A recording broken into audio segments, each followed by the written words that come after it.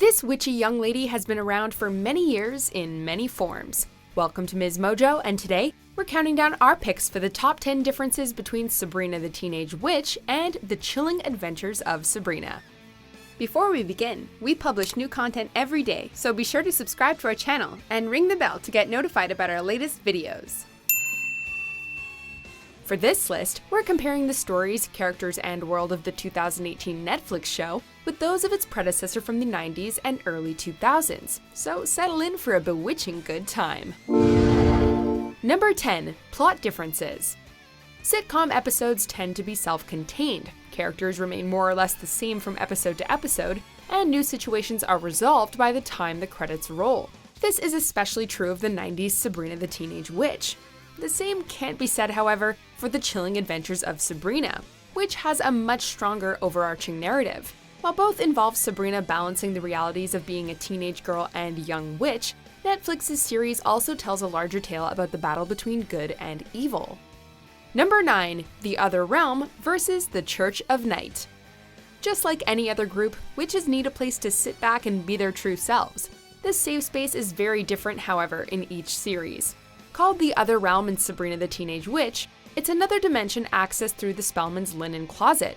For the most part, it's a cheery place, with a mall and even a beauty shop. Spellman! Is that a black hole? In contrast, the darker Netflix series provides the witches with a coven named the Church of the Night. We, the profane, gather here tonight in this sacrilegious court.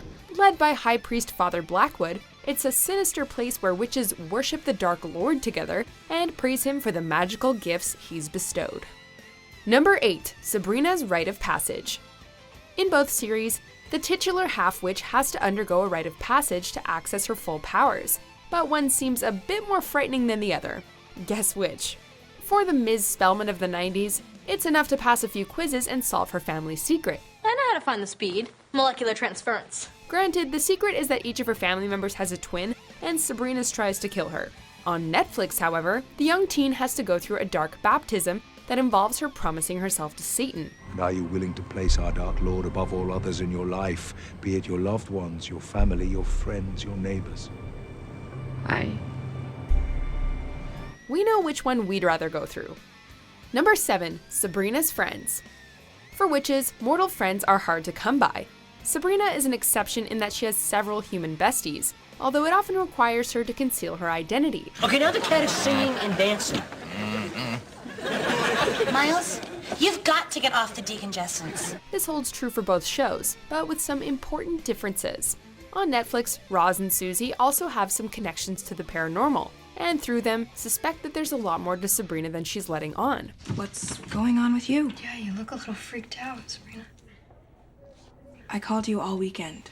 On Sabrina the Teenage Witch, though, Sabrina's friends continue to be blissfully oblivious, despite the occasional odd events around the Spellman family, and even a visit to the world inside their closet. Then again, of course, there were memory wipes aplenty to keep it that way. Number 6. Harvey Kinkle.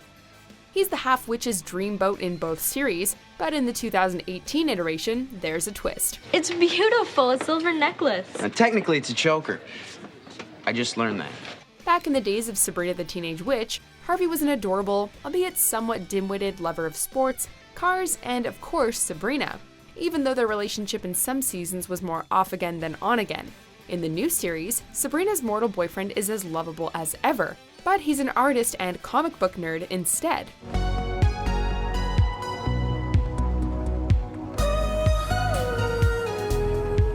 Oh, and he comes from a long line of witch hunters dedicated to eradicating Sabrina's kind. It's sure to stir up trouble, but fingers crossed that love finds a way. Number 5. Salem the Familiar. Salem the Black Cat is another staple of the Sabrina universe.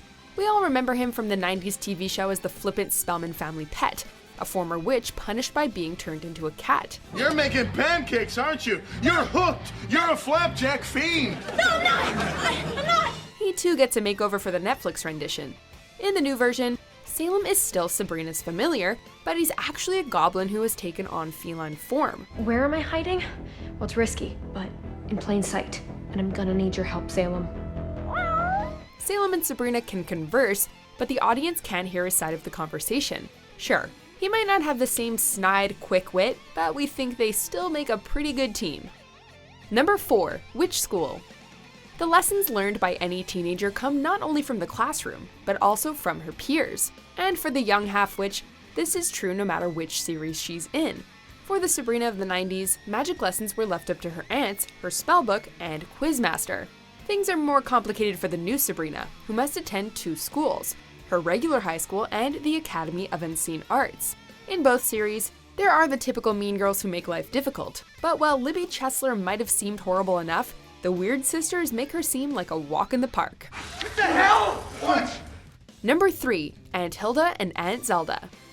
We couldn't forget about Sabrina's caretakers. Naturally, both shows feature this odd couple-esque pair, with Zelda being the tightly wound one and Hilda the freer spirit.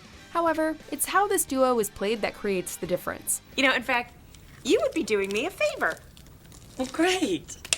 Then I'll ask him. In Sabrina the Teenage Witch, they were much more amiable toward each other, whereas in 2018, there's a clear divide between the two. Perhaps at least partially due to the fact that Zelda keeps killing Hilda. It was on Hilda.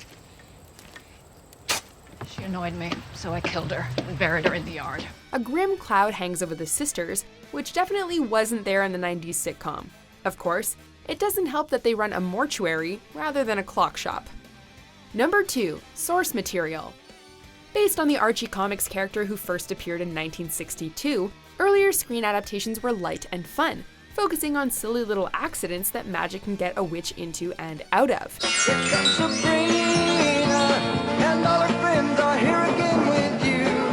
This was as true of the animated series in the 70s and 90s, as of the live-action Sabrina the Teenage Witch. In stark contrast, The Chilling Adventures of Sabrina is based on the much darker comic series launched in 2014. As the name suggests, these comics are much more eerie and macabre, featuring plots where even our heroine gets her hands dirty in the broader battle between the forces of light and the Dark Lord.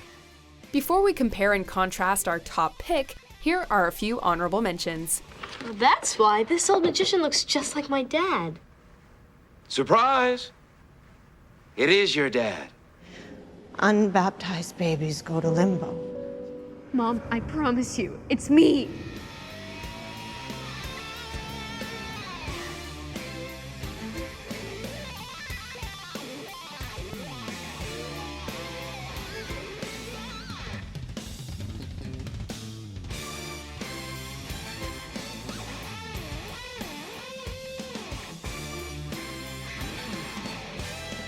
Number 1, Sabrina's identity as a witch. Surprise! The Melissa Joan Hart version of Sabrina only discovered her true identity on her 16th birthday, and much to our amusement, we watched her struggle with this throughout the series. Kiernan Shipka's Sabrina, however, has always known about the other world she belongs to. Mind you, her Sweet 16 still features large, because on her birthday, she's presented with a momentous decision: pledge her life to the Dark Lord, and leave her mortal friends and boyfriend behind, or lose her powers. And we thought growing up as a regular teenager was hard. Heads up! Watch it with the football. Are you okay? Do you agree with our picks? Check out these other great clips from MsMojo, and be sure to subscribe and ring the bell to be notified about our latest videos.